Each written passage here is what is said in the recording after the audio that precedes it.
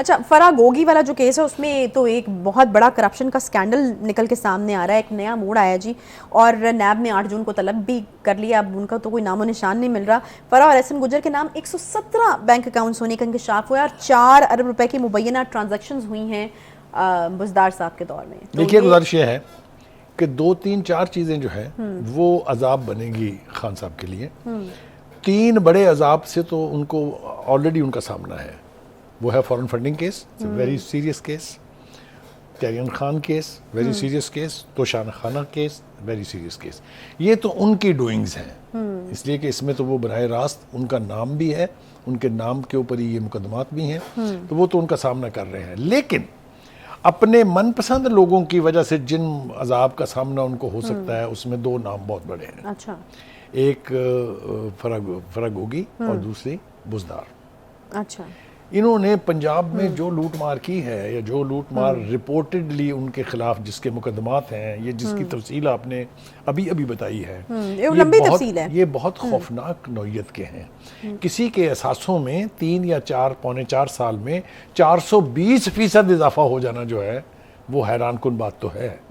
یعنی 98 میں وہ اگر بتاتی ہیں کہ 96 کروڑ روپے میرے ایسٹس ہیں، اور وہ اچانک 420 گنا زیادہ ہو جائیں 3 سال میں، تو حیرانگی کی بات تو ہے۔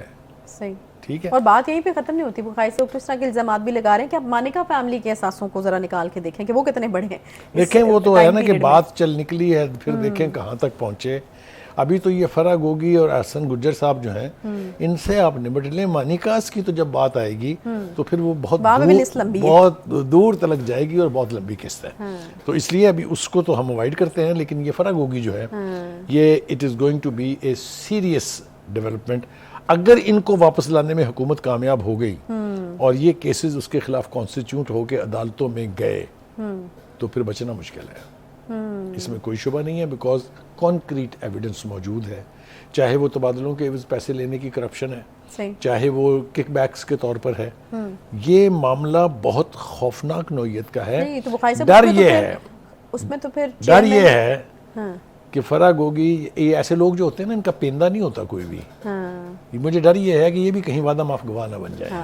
اور وہی والی چیز ہے کہ میں یہی سوچ رہی تھی کہ یہ جو چیئرمین پی ٹی آئی، ان کا بچ نکلنا اس سے کتنا جو ہے وہ مشکل ہو سکتا ہے، بیکاز یہ ہو نہیں سکتا کہ نیچے اگر اس طرح کی چیزیں ہو رہی ہوں، آپ کے ارد گرد کے لوگ اس طرح کی چیزیں کر رہے ہوں، تو دیکھیں 2-3 چیزیں جو ہیں وہ غلط، 2-3 چیزیں غلط ثابت ذمہ داری تو یقیناً آتی ہے۔ پہلی بات تو یہ ہے کہ جب پہلی دفعہ فرح گوگی کا نام آیا تھا اس کرپشن کے حوالے سے، تو خان صاحب نے کہا تھا کہ جی ہمارا تو ان سے کوئی ایسا تعلق نہیں ہے۔ اچھا، پھر تھوڑی سی ڈیولپمنٹ ہوئی، پھر کچھ چیزیں سامنے آئی، تو ان کا ہاں وہ میری بیگم صاحبہ کے ساتھ ملنے ایک کا دکا بار آئی۔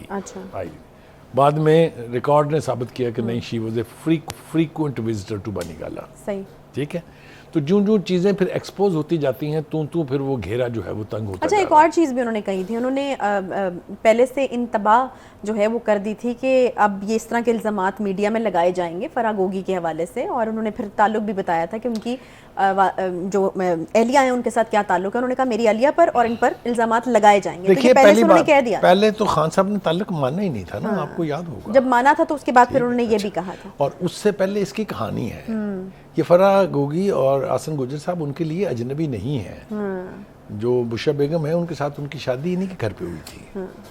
وہ جو ایک تاثر دینے کی کوشش یہ نہیں تھی کہ ہوز شی ہوز ہی، وہ ٹھیک نہیں تھا۔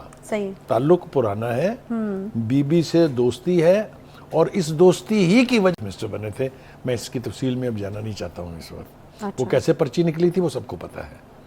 تو آپ سمجھ رہی ہیں کہ فرح گوگی، احسن گجر اینڈ بزدار، یہ جو ٹرائینگل ہے، ان کے اوپر جو الزامات ہیں، ان کا جو کنارہ ہے لے کے وہ اب جا رہے ہیں خان صاحب کی طرف۔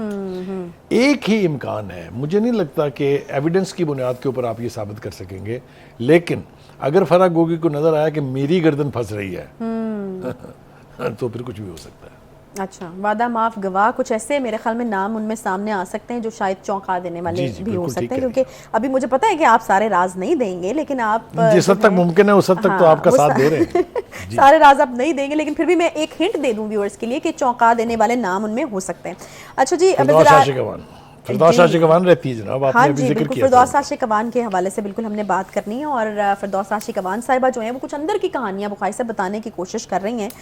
हमने देखा था कि एक पिछले काफ़ी लंबे अरसे से उनको कोई ख़ास जो है वो लिफ्ट पीटीआई नहीं के अंदर मिली। लिफ्ट मिली नहीं, तो अब मेरे ख्याल में दिल की भड़ास भी निकल रही है, लेकिन बहुत सारी बातें शायद वो ठीक कर रही हैं क्योंकि उन बातों का हवाला पहले भी आ चुका है। देखिए, पहली बात तो ये कि उनके पास बहुत ही अहम मिनिस्ट्री थी, वो she was the information minister, अगर आपको याद हो। वो हमारे दफ्तर भी तशरीफ लाई थी यहाँ हमसे मिलने के लिए। और दूसरी बात यह है कि पीटीआई में उनको काफ़ी अंदर तक रसाई हासिल थी, वो प्राइम मिनिस्टर यानी खान साहब तक उनकी रसाई थी। लिहाजा वो जो बात कह रही हैं उसको आप इसलिए उठा के नहीं फेंक सकते कि जी इस माई को क्या पता क्या होता था अंदर, उसको पता है। इसीलिए वो ये कह रही हैं कि जो खान साहब के फैसले ख़ास तौर से फ़ौज के हवाले से थे या उसके ऊपर जितने भी यू टर्न थे, उन सब का पस मंज़र जो है वो ये है कि बीबी जो है वो उनको ये गाइडलाइन देती थी कि आप फ़ौज के बारे में ये लाइन इख्तियार करें, और वो उसके मुताबिक यू टर्न ले लेते थे। वरना अच्छा। जिस जनरल बाजवा को उन्होंने अपना मुहसिन, अपनी हुकूमत का मुहसिन, और ये कहा कि इनसे बड़ा कोई जमहूरियत पसंद जर्नैल पैदा नहीं हुआ, उसको बाद में मीर जाफर मीर सादिक और गद्दार कहने का क्रेडिट खान साहब को कम और बकौल फिरदौस आशिक अवान के उनकी बेगम साहबा का ज़्यादा है। यही बात सामने आ रही है, और इट्स ए डेंजरस थिंग। उसी एक ऐसा लीडर जो एक कौम को पूरी को लीड कर रहा हो, जो एक 22 करोड़ की आवाम which is a nuclear power, उसको जो लीड कर रहा हो, उसको इस किस्म की एडवाइसेस पर वल्नरेबल नहीं होना चाहिए। ये मेरा ख्याल है। और ये मेरे ख्याल में कोई सरप्राइजिंग चीज़ नहीं, कोई नई बात नहीं। आपको याद होगा उज़्मा कारदार साहिबा भी कुछ इस तरह की जो है वो कहानियाँ बताती रही हैं, और अभी भी वो बताती होती हैं बैठ के। उनके साथ भी खैर अपेरेंटली बड़ा बुरा हुआ था पार्टी के अंदर।